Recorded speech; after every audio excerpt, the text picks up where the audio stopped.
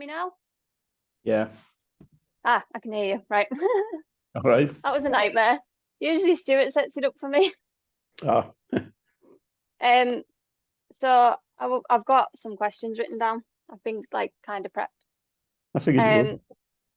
well, ish. Um, so how old were you when you became a dad? Oh God, very young. I was 20. Oh, you were really young when I. Mm. I'm guessing it was a bit of a shock. Um, yeah, it was, but not an unpleasant shock. No, no. I mean, Lily was a shock, but it's a nice shock. Yeah, But I mean, how did you adjust to it? Because were you not in the Navy? yeah. I was, but there was nothing I could do really. It was I was in the Navy, and we had a bit of a distant relationship for a short while, but then Catherine went her own way, and that was it. Dad and I just kept in touch. We made arrangements at the very early start of it all, and we kept in touch ever since.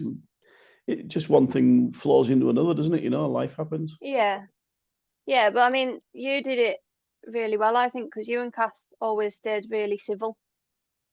Yeah, we Like were growing both up. determined that there would never be any dispute or anything like that, and that's the way you've got to do it. It doesn't matter what's gone on with people. If you've got a child, and you've got to act appropriately, and the people who can't, I can't understand them. Yeah, because the kids have to come first, don't they? Yeah. I mean, even though you were young. Um, so, well, the next question was, how did you feel finding out you were going to be a dad for the first time, if you can remember? I mean, it was To be many honest, moons ago. I can't.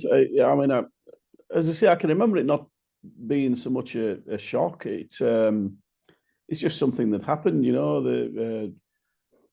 Catherine told me one day, and that was it. It Yeah, just happened. Nothing fazed me at that point. Life just came and went. I think I was a bit similar, even though I was 18 when I fell pregnant with Lily. Um, I think I was a bit the same. I was young and it didn't faze me. I was like, oh well, I'm pregnant. I'm having a baby. And then with Yeah, Alessia, when I found out I was pregnant, I was that bit older, and I was like, oh my God, I'm having a baby. And everyone was saying, well, you got two already. I was like, yeah, but I'm having a baby. I think it's going to impact a woman more than a man anyway. To be honest, it's at the end of the day, you're the one that's carrying it, aren't you? So Yeah. And I think the majority of things naturally go on to the mum, don't they? For like, when you watch all these you TV know, series and couples talking about getting pregnant, and then the man goes into a panic, and they go into a silent mode and I know it's the script, but at the same time, you just think, get over yourselves. yeah. Stuart passed out when I told him we were pregnant with Alessia. Oh dear. He Been blames the upset. COVID, but I don't think it was the COVID. Yeah, I think it was It was COVID. like, uh, um, so obviously you've got four of us. You've got Mm-hmm. three boys, and then I came along, the absolute light of your life, Yeah, Goya's daughter. Yeah, yeah, we'll stick with that. So what's the big best daughter difference? we've got. Yeah, I'm the best sister my brothers have as well. What's the big difference between boys and girls, between having daughters and sons? You can negotiate And with if you're going to boys. go into the teenage, No, seriously, you can negotiate with boys. Having a girl is like having a terrorist in your house. You can't negotiate with a terrorist. I definitely agree, actually. With James, if we want him to do something, we just kind of offer him chocolate. Lily and Alessia, it takes a lot more persuasion. Yeah. Um, so what was your proudest moment? I'm talking about me, not the boys. Ignore the sons. What was your proudest moment with me, like as being my dad? I, to be honest, there's nothing stands out because you do think every single day. But I think when you got through school, and that you had a really unsettled period in your last couple of years of school, and just getting through that period, I think was the best. That's it. Oh, really? Well, Yeah, thank you. Yeah, it wasn't great at school. I'm determined to make sure Lily and James and Alessia have a better school life. I'm very yeah. like Well, there was Mama limited Bear. things we could do to help you with whatever was going Oh on at yeah, school, and so you worked it out yourself. So yeah. good reason to be I was proud. determined to do my GCSEs, and even though I didn't pass them, I was glad that I went back and did like my English when I got older. I think I'll go back and do my others eventually, but not while Alessia is this young and clinging on to Yeah. me. But yeah, oh, that's made me feel nice. Um, so obviously how many businesses have you owned? Uh, three. we So it'd be we had the the tea cafe, rooms. yeah, Yeah, the tea rooms on Queen Street. We had Inspirations, the gift shop, and the wine shop. and all the time you had them, you were running the festivals Yeah, with a very and I was small a team, magistrate. and you were a magistrate, and you've always been Mm. you've done a lot. I mean, you've been very like hands-on in the community with things that even though you weren't arranging them, you've always offered your help. Yeah, So, when we started the business, we both your mum and I decided we weren't going to be old-fashioned shopkeepers. You know, we weren't going to stand behind the counter and wait for things to come to us. And it wasn't just a case of chasing business. It was about getting involved. You know, when we mm, opened the shop in town, the first one was on the warehouse on Marlborough Street, and they'd just renovated the harbour, and so we planned an open day for the shop, and that was what the Maritime Festival was. It was meant to be an open day. really, Yeah, yeah. As is that how usual, it came about about? I two never knew hours. that. Yeah, my plans went a bit too crazy. But yeah, it was meant to be just an open day to promote the shop. So what did you have on the first festival? Because I was really young, so I don't really remember much of it. We had a tall ship from the Square Sail fleet. We had the flyovers, the displays we had were from my old squadron up at Prestwick, the search and rescue. And that was in the days when they could come really close in over the harbour. So it was quite Mm. spectacular. We had a reenactment of John Paul Jones with a reenactment team that we, in about 24 hours before they were due to reenact, we had to change the whole thing round because we found they'd blown someone's hand off down in Devon, and they were under How? investigation. Yeah, so we had to use the fireworks team to stuff the cannons full of firework powder. And we had a parade on the harbour side, and we pardoned John Paul Jones in the US Navy. Oh my word! So all that to open your shop. Yeah, well, it wasn't. It kind of developed, you know. Originally, I was going to have some. I was looking at the possibility of getting a tall ship in, and we were going to have some acrobats and things on the harbour side, you know, outside the warehouse. And in the space of about an hour, sitting chatting with your mum at the house, it just expanded, and it became a full day out of on the harbour side itself, and then by the following day, we developed it into a 2 day event, and then I started costing up and panicked.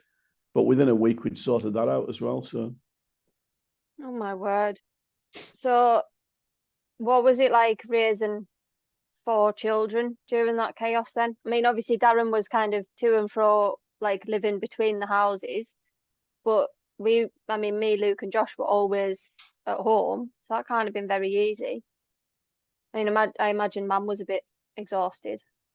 yeah, well, to be honest, your mum kept it all together. I had a habit of coming up with an idea and starting to run with it, and your mum backed us on things all the time. You know, she never once said, "Cool your horses. We've got this issue."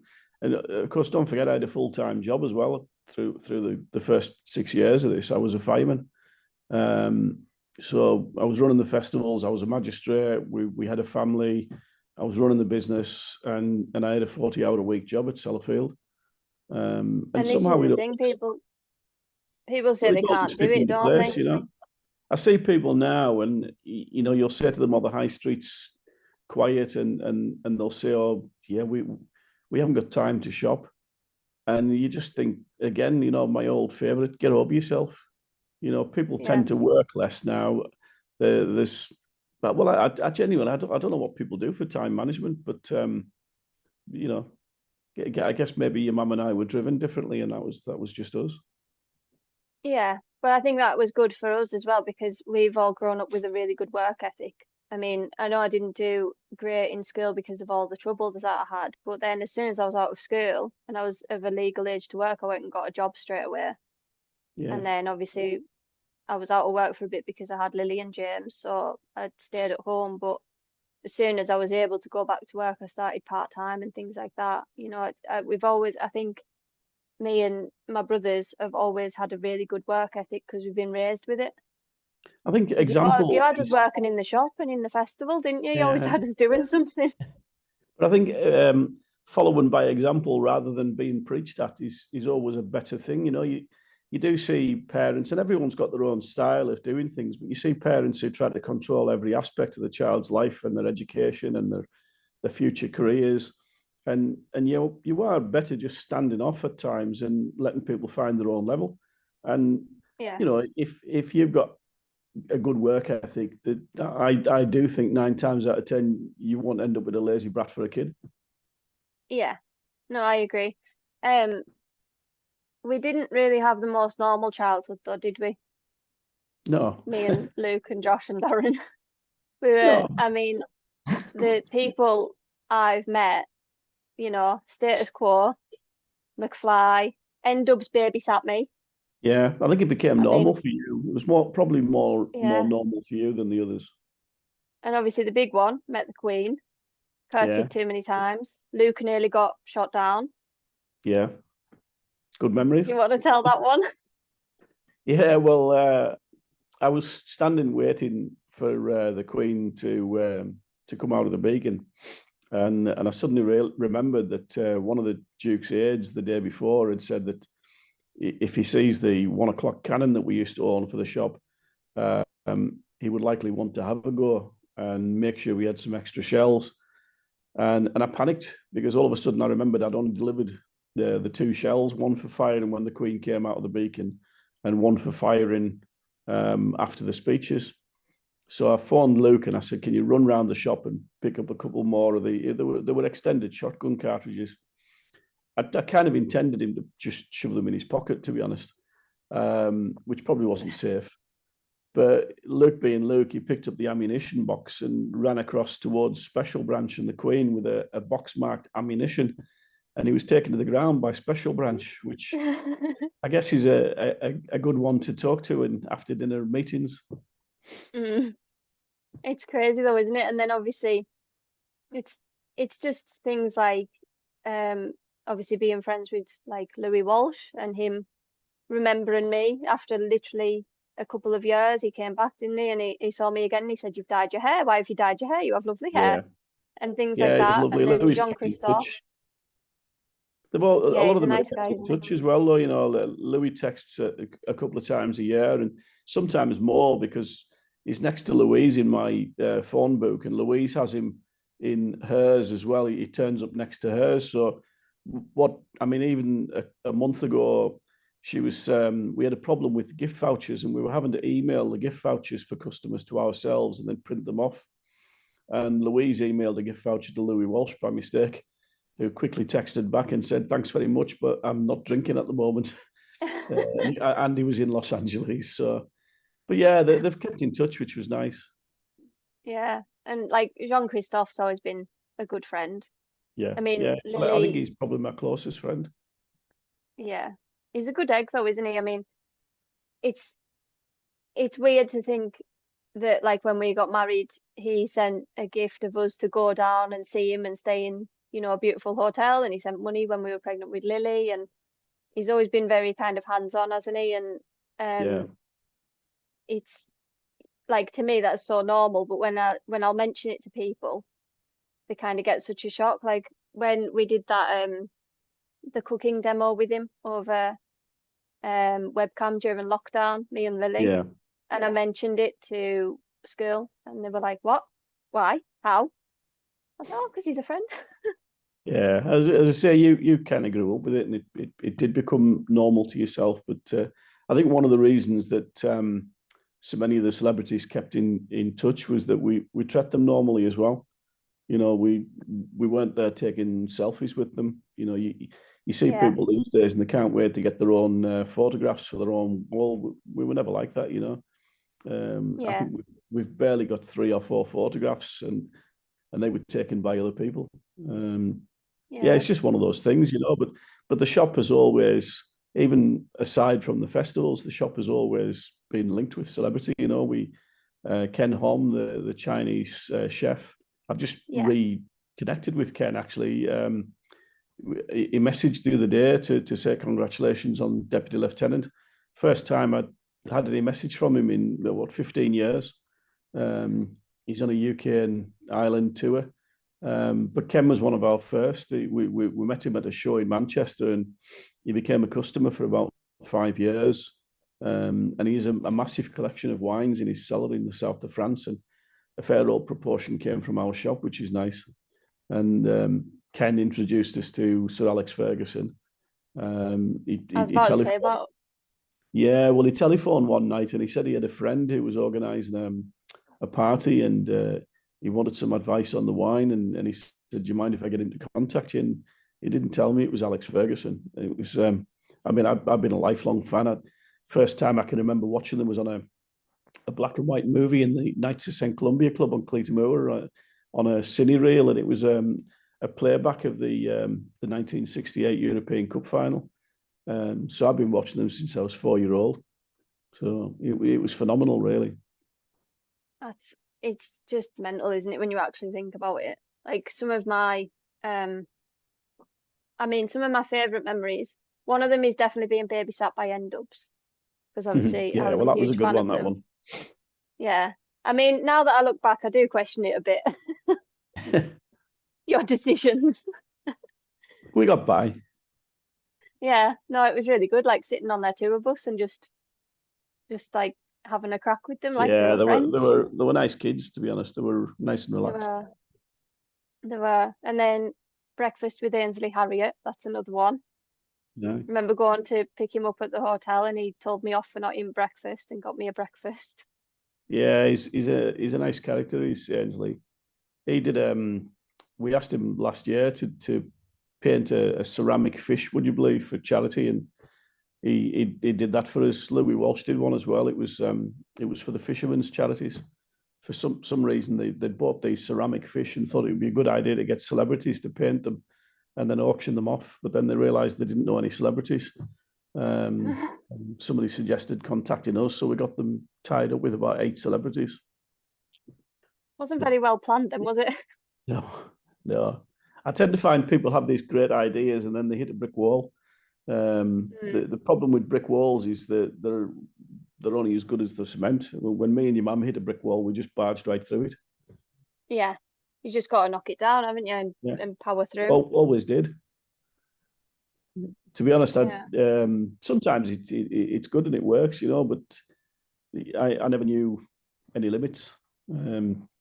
Maybe starting to learn some Clearly. now, but never knew any at the time, you know, just crack on with life. I think you've only just realised as well that the maritime festivals were never really, they were always too big for Whitehaven. Like they really, Whitehaven should have never had something that big in a way. Like it's thanks to you that it's kind of on the map, isn't it? Because all these things Yeah. now do happen, these great events. I've It got wasn't, a book that's about half written, you know, and it's actually called "It Shouldn't Happen to a Small Town," and it was also at various times titled "It Shouldn't Happen to a Wine Merchant." But yeah, I mean, we knew the town really wasn't big enough to cope, and the eventual collapse of the festival. I mean, people keep every time there's an event on the harbour side, people compare it to the Maritime Festival, and there's yeah, folks egging on the Whitehaven Alive organisers now to put air shows on, and you just think, look, you need to be careful egging them on to do something, making this thing bigger, because it'll eventually cross into the territory of the Maritime Festival. And we were told by the police in 2015 that they could no longer support events of the size of the Maritime Festival in Whitehaven, and that was it. You yeah, know, it was there's various reasons for that. You know, it's I mean, not just parking and the amount of traffic, which was phenomenal. I mean, there were times when the loop road was just a car park, and people, they remember the sunshine, they remember the crowds on the harbour side, but they can't remember the fact that we had three giant car park and rides, and they were full constantly. Yeah. Every road in the area was just parked up, and it was becoming a major problem. But for various reasons, partly to do with land changes on the harbour side, and partly to do with that all important diktat by the police. There'll never be an event of that size again. So No. But I mean, they're amazing to look back on, but you're right. I remember the kind of run up to them always being quite stressful for like you and Louise and the whole team. I remember you all kind of the yeah, last minute things of are we gonna pull this off? Always on a Thursday night before it was starting. yeah. And I Well, this remember is we the would thing, do though. the People forget that we were just operating from the back of the shop. yeah, I can remember sponsors walking in. I mean, William Stobbart came in one day, the owner of the truck company, yeah. and he walked around the back of the shop, and he'd asked if I could show him Festival HQ. So I said, "Oh, meet me at the shop." He didn't realise that when meet me at the shop was that his Festival HQ. And when he walked around the back through the net curtain, and he looked at, four telephones going off, and everyone bumping into each other. And I think one person at the time was talking to an American admiral. I was talking to Ainsley Harriott. I handed him a telephone, and I said, if it rings, answer it. Just say hello, Whitehaven Maritime Festival. And he just said, you're literally daftest buggers I've ever met in my life. Yeah. You I know, remember answering the phone like that though as well, and I yeah, must have only been like 12, 13, and I remember it just being, and yeah, I was always the one sitting at the front of the shop by the door selling the wristbands, and there'd always be a that's queue right. right up Loud the street, and I had to But put you the never know wristbands who on. you were answering the phone to be honest. I mean, it could be Special Branch, it could be the American Embassy, it could be celebrity. Very rarely it was a wine customer. I think in actual fact, the telephone has had more use for alternate things than it has for the shop. Yeah, yeah, Strange, I would really. agree. Yeah, it's a bit mental. So, kind of going off that a bit, obviously we had this mental childhood, and then things kind of started to calm down as I got a bit older. Things kind of settled down. The maritime festivals became like the home and garden show. Mm-hmm. Um, what was the other one? We had There the was film another one in festival as Dublin. well. The film festival, yeah. Yeah. And then I met Stewie. What was your first thoughts on Stu? Because you met him, obviously, we were really fast into everything, me and Stu. So I met him one night and then you met him the next night, the night Yeah, well, after I mean, I met obviously him. for that reason, any parent would have concerns, and I did. But to be honest, Stuart's just a likable lad, isn't he? If he hadn't been, he'd have been in trouble. But he was a likable lad, so there was Yeah, no problem. And I we've remember. always, like I said before, we've always been stand back parents. We're not helicopter parents. I don't Yeah, understand that type of parenting. If you'd come home with some greasy wingnut, I might have had some words with him around the back of the house and put him right, but we would never have let you know. yeah. Maybe some were questionable. But we didn't have to do that with Stuart. No. I remember when he proposed to me and he sent you a message, didn't he? And Yeah. he said, I don't know what the message actually said, but I know that he said basically that he was Said sorry I've he made hadn't the asked biggest mistake in permission. my life. He said, I don't know what the hell I've done. Can you get me out of this? And I Get me said, out of here. no. I said, there's no returns. We don't do shop returns. Yeah, desperate to be rid. Yeah. Um, when what was I thinking of then? Oh, right. So kind of go on to when I fell pregnant with Lily. Obviously, I was Mhm. 18, your only daughter, engaged to Stu, who I had known for about 3 months. What was your thoughts? Did you have any, or was it just kind of You keep going back to what our thoughts were. you don't remember, do you? Honestly, no, it isn't. It isn't a case of that. That you were happy. and that was the main thing. That in fact that was the only thing. You know, Stuart was in a good job. Parents worry for various reasons. Can they afford the family? That was never a question. Are they happy together? Well, that was never really a problem. And so beyond that, we were just delighted. Yeah. I know it's easy to say these things with hindsight, but that is the way we've been with everything. It's as long as the kids are okay and the kids are happy with the decisions, you go with it. What's the point in causing dispute and rebelling? It's not our No, I style. agree. I mean, I need to work on. I'm sometimes very like on the kids, mainly just for the fact that James is like a tornado walking into a room and fully prepared to hurt himself at any given opportunity. You need to. It's just a case of learning how to guide rather than dictate. That's all it is. He'll find his own way. So, how did you feel becoming a Gaga for the very first time? Obviously, Jordan's like 13 now, so Yeah, this isn't that was about a how you felt in terms of decisions. This is just what was it like to become a Gaga? that was a bigger kind of, I wouldn't say shock, but a bigger impact mentally. And it was a nice one, to be honest. It, I, beyond that, again, I'm probably really boring for this podcast. You'd No, think you're I was not. on marijuana most of my life, but we've always just, if somebody said you've won the lottery, I'd have got up and gone to work the following day because you just carry on with life.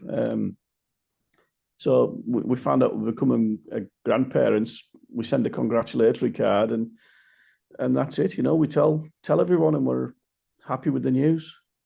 Yeah. And now you're nearly at 11, nearly at the football team. Aye, I know it's that's weird. It's to think about it. A lot of parents or grandparents they end up with one or two, and then they might have a great grandchild. To get to 11 is fabulous. Yeah. I mean, there'll be no more out of me, Dad. I'm done. Do you remember your reaction when I told you that? Well, when Mum told you I was pregnant with Lily, because I'd asked her to tell you, and she decided to tell you in front of me, which was not what I meant. I meant let me Yeah, leave. but I think, to be honest, my reaction was just that as long as you were happy, that was the main thing. It was. Do you I not can't remember what you recall. said? No, go on. You went, oh, for God's sake, another name to remember. At the start of this, and I realised you were recording it as opposed to being able to edit. When you started asking me I about, can edit if need be. you became a parent young, and I thought, oh, heaven's sake, she's going to start asking me names of our own kids, never mind our grandkids. I can remember my mum shouting at us when we were kids, and she has the same memory. I mean, it's weird, I've told people in the shop, and they'll say, "What, you can sometimes not remember the names of your grandkids?" And I say, sometimes I can't remember the name of my kids. And it's just one of those things, some people have it and some people don't. My mum used to go through all of the 5 names just to make sure she was shouting at the right one. Yeah. And I have that mentally in the back of my head. And, She still calls me Charlotte. And Nana Bees calls me Diane. Yeah. Well, you're lucky with my mum that she can call you anything at all, because she's worse memory than me. But yeah, it is just one of those things. It's scary at times because you're embarrassed about being put on the spot, and it's even worse in the shop because so many people know us over the years. And well, actually, the weirdest and worst thing is, that Louise, who's worked with me for 22 years now, she's got exactly the same memory. So people come in the shop and we've known them for ages, and then all of a sudden you're in a situation where somebody will say, "Oh, what were they called?" And we haven't got a clue. And then there's other people that we kind of think we know, and they're addressing us by first name terms because they've seen, us or the shop in the paper. But yeah, it's dreadful. I can remember once talking to a crowd with your mum on King Street. Well, I say it was a crowd; it was 2 or 3 people, and as happens, somebody else would stop, and then somebody else would stop and chat. And then there was this one person, and he was looking across at me, giving me the kind of stink eye. And I realised that it's because I jailed him a few months earlier. And he, all of a sudden, he'd found himself. He turned out to be somebody who somebody else we knew.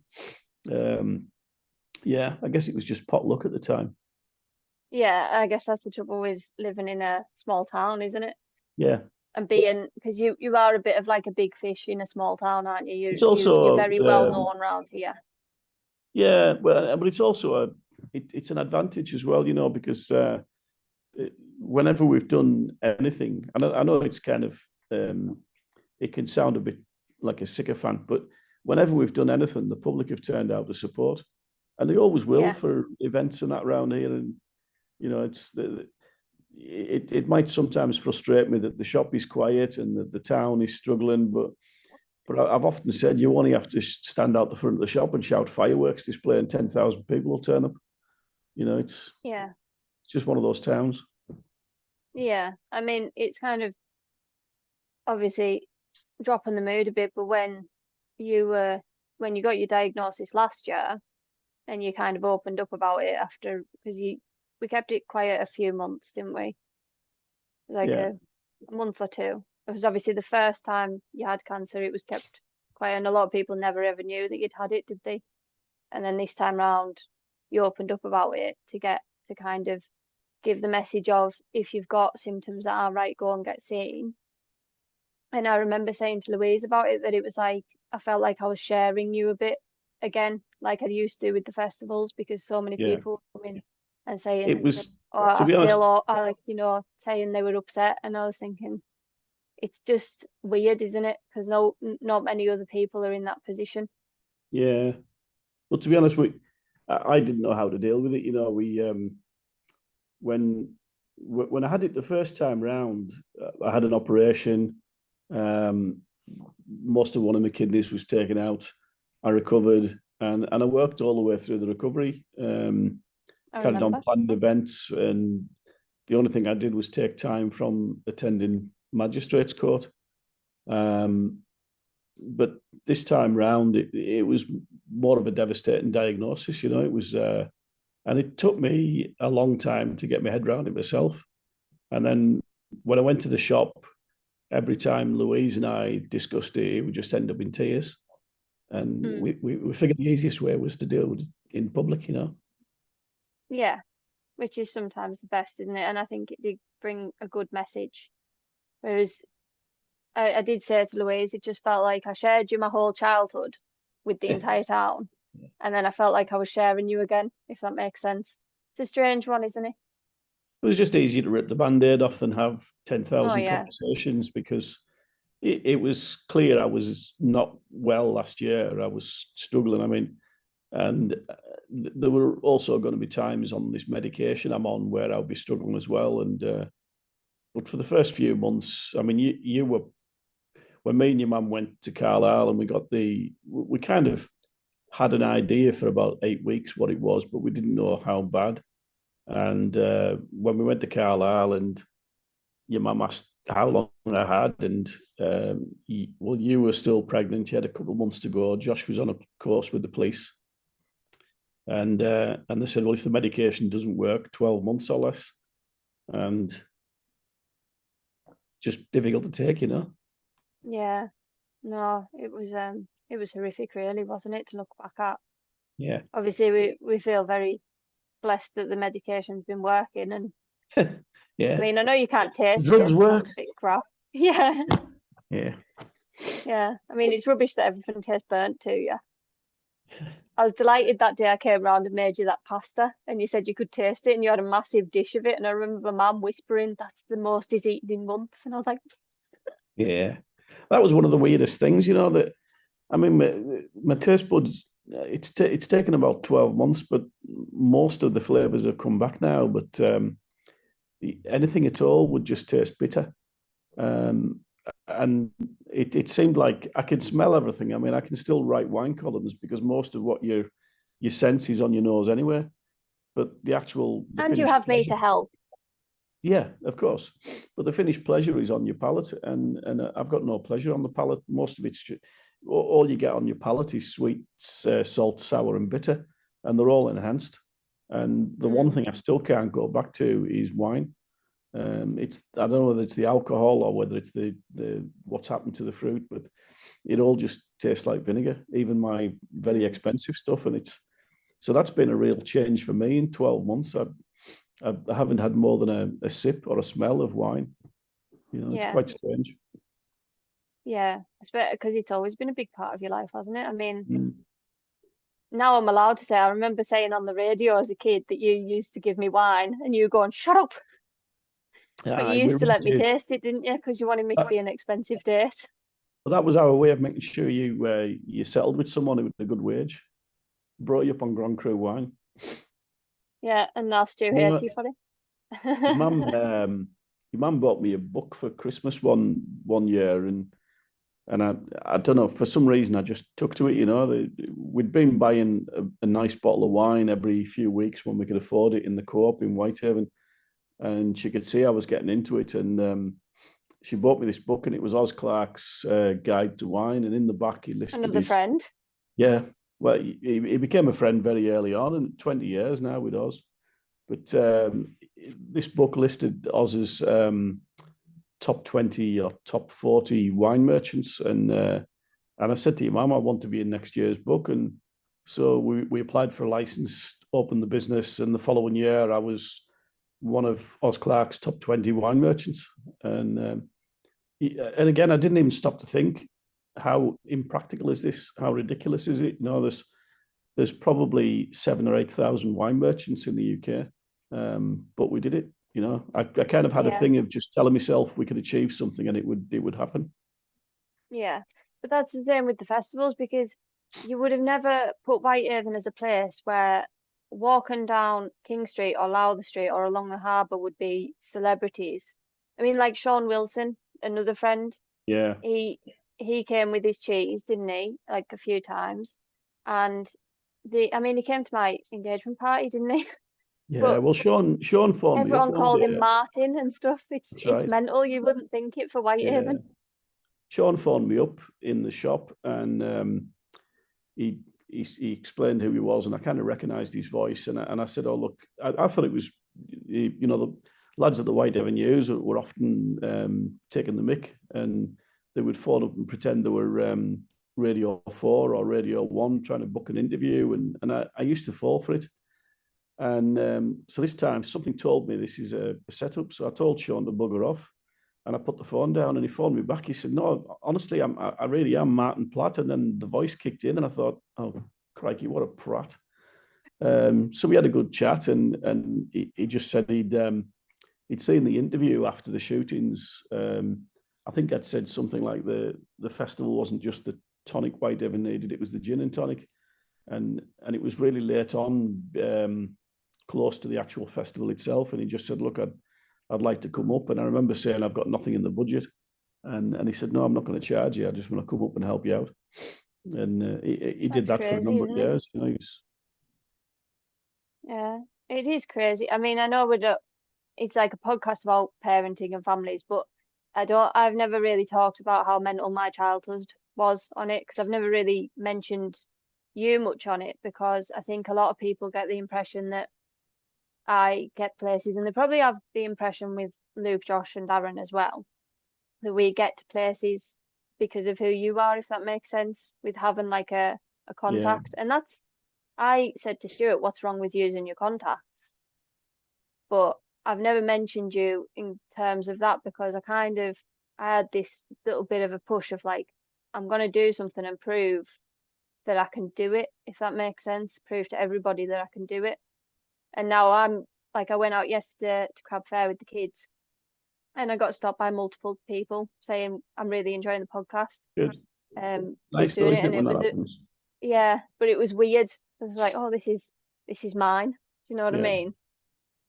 But I think because of that, I've never talked about how weird my childhood was, because to me it wasn't, but everyone else obviously thinks it is. What you have to do is ignore people's suspicions, because there are always people out there who think, "Oh, they're only achieving this because of," and it can be a whole variety of reasons.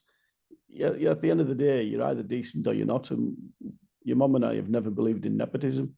We would give a helping hand if I we don't know could. what nepotism means. Nepotism means basically pushing your own kids, family, friends, whatever, into positions where perhaps it's unfair that you're pushing them ahead of somebody Oh else. yeah. Just looking after them. And we would always say if we knew someone was looking for a job and we heard there was a vacancy, we would always make somebody aware. But we would never do anything beyond that because, as I say, it's wrong. And where's the satisfaction for the person themselves? You've got to feel like you're doing it yourself. Yeah. I mean, realistically, when we've been, sitting here naming all these contacts, I could have easily said to you, look, I want to start a podcast. I want these celebrities on, and I could have pushed for that. But I feel quite proud that I didn't do that, and that people are enjoying it for that. Do you know what I mean? Yeah. You But can do a celebrity interview if you want. it's it's yeah, there if this you is want. where the podcast changes. Yeah. The thing is, Um, your podcasts are interesting for what they are, aren't they?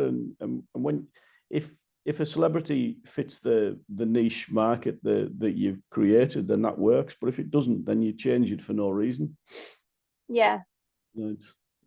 yeah, they would have to be a parent really, Yeah.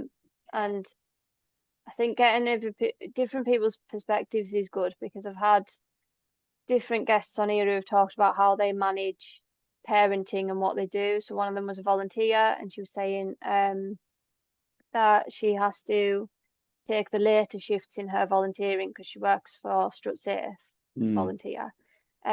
So then her kids are in bed and she can answer the phone without worrying. One was a counsellor and she had to do all her training while her kids were young at home. And then one was a businesswoman, and again she set up her business while her son was about 3 months old, might have been younger. And I wanted to get people's perspectives on it and Mhm. how they've coped with different types of parenting. Well, I'm probably the worst guest you've had because my answer to every question is, well, just Just got on with it. yeah. But it is just the type. I mean, your mum's much the same, but your mum's maybe more expansive, and she can talk more about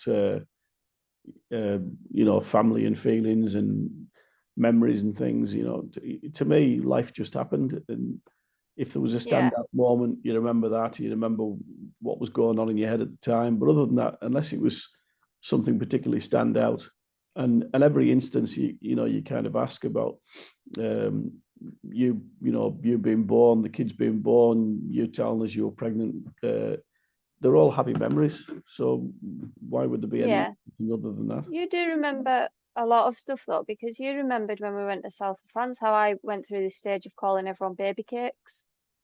Yeah. And you were always the one behind the camera, so there's not many things of you on camera, but there's loads of us and me calling Luke baby cakes in The the baby pool and cakes. things like that. Yeah. Yeah.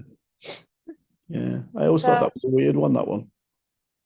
yeah, I don't know why I called everyone baby cakes. I think maybe the song had come out or something.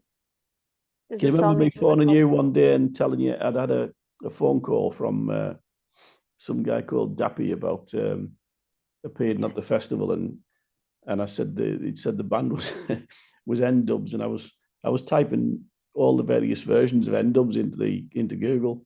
I was going to You say were putting Dappy, ENDUBS. and he said himself, "You're doing a search for us, aren't you?" And I said, "Yeah." He said, "We're number one in the charts."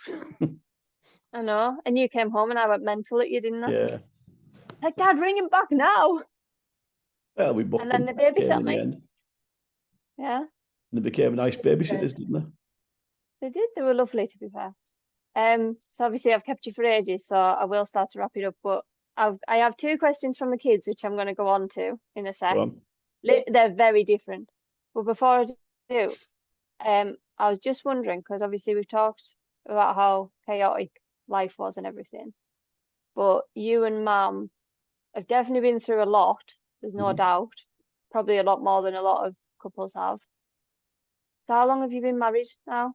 There's a question. Can you Oh, here we remember? go again. 36.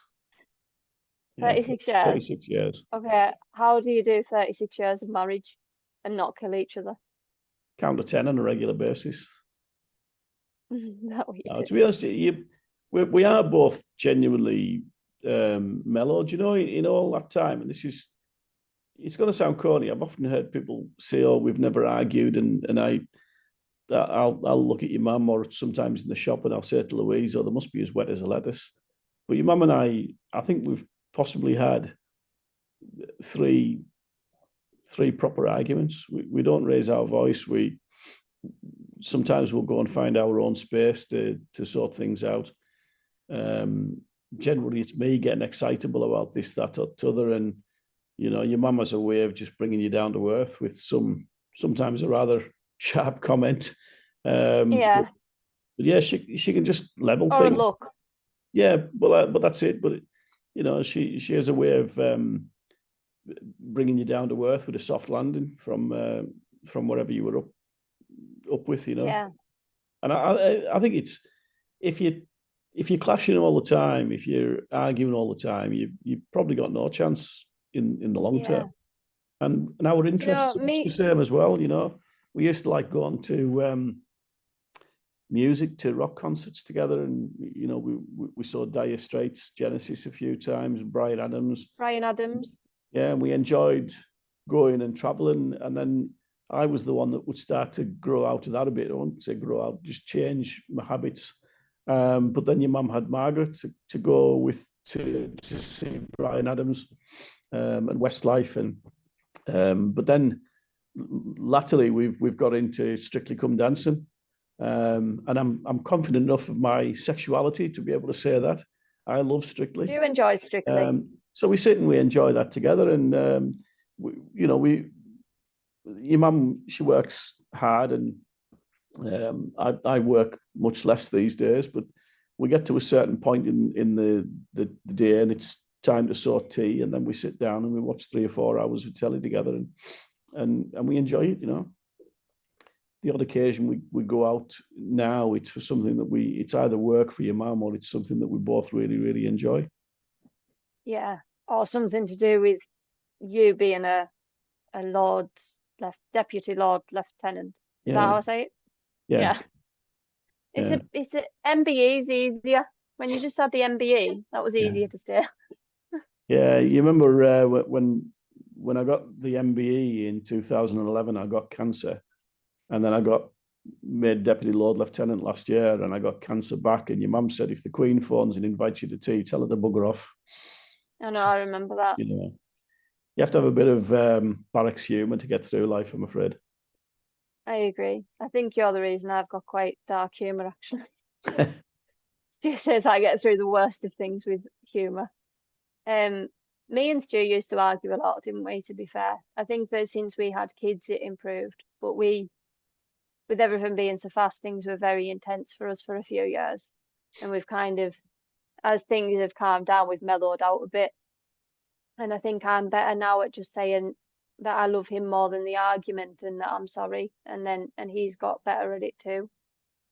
Yeah, so we'll sometimes have a bit of a bicker, and then you've got to be able to get your stress off, but sometimes you're better doing that by just walking into a different room and maybe cursing, maybe just putting some music on and playing it.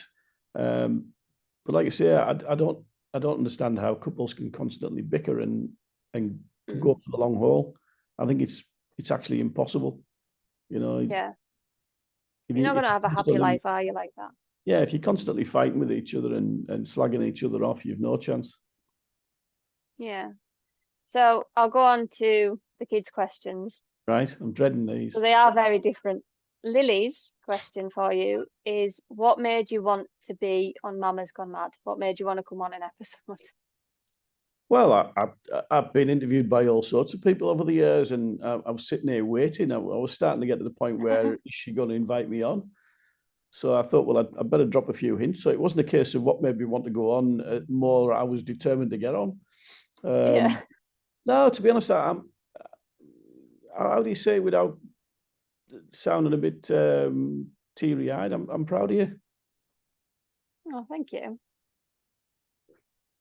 Well, Lily will be happy to hear that, I'm sure. That's the best way to Now, answer it. James's question. But no, this is a James's really good thing question. you've set up. Oh, thank you. Go on. I'm really enjoying doing it. It's like my therapy. So James's is when did I want to become Batman or something like that? No, James's is very good. And this is why we needed the video for this one. Count to What 10. made you go bald?